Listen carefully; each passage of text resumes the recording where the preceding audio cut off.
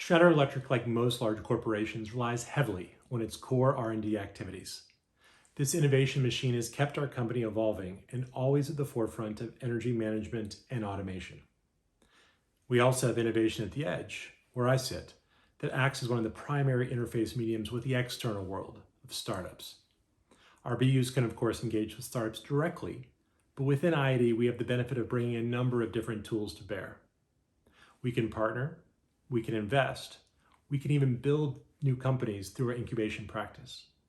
Very few corporations or CVCs have this balanced blend of externally facing practices, all working in concert to maximize value to both our parent company and the startups with whom we engage, and one that is also stitched in tightly to the core.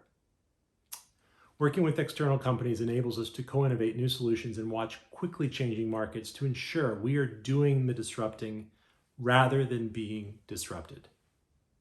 One really important internal initiative I should mention is the Dare to Disrupt Challenge. The Open Innovation Tournament we recently ran had 647 participants forming 242 teams across 3 themes. 2,500 plus employees were engaged in our Dare to Disrupt community, with multiple sessions of live webinars and weekly content related to the themes of entrepreneurship and innovation.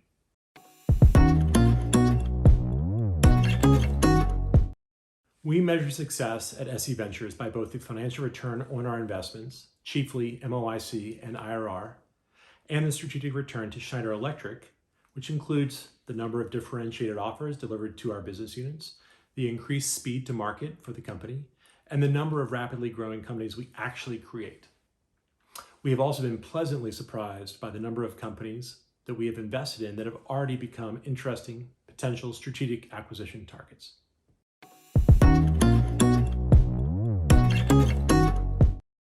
Schneider Electric's open innovation activities really took off 3 years ago.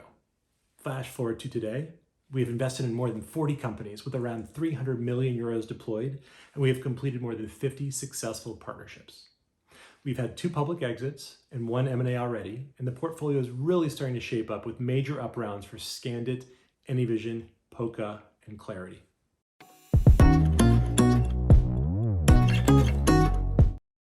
COVID has upended all of our lives and brings new challenges every day. But it has not changed our fundamental priorities other than to cause us to look more closely at 2 areas that were really already interesting to us. Supply chain traceability, including having more granular tracking of upstream supply, and 2, better understanding of how we can use our public and private spaces more safely and more efficiently. This is hand in glove with our smart building strategy, but now we're not just tracking room bookings, air quality, tenant comfort. We're also delivering contact tracing and providing other services that are even more well received in the market due to the pandemic. Overall, we are much more committed than ever to innovating faster in a world where the speed of digitization has increased dramatically.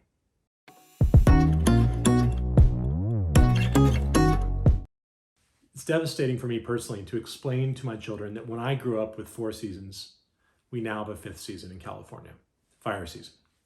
Truly, climate change is an existential threat, and we are working fervently in our innovation group and across all of Schneider Electric to invest and partner to decarbonize the planet and make industry more sustainable.